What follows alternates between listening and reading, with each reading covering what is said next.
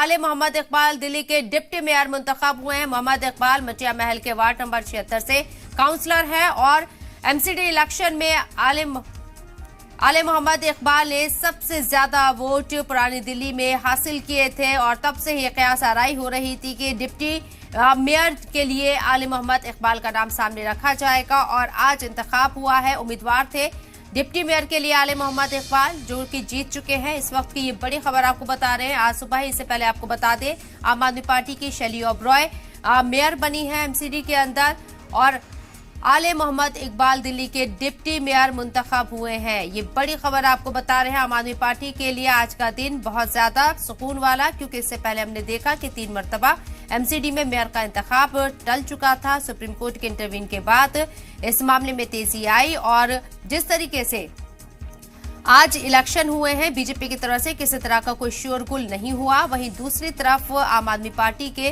तरफ से मेयर और डिप्टी मेयर बन चुके हैं।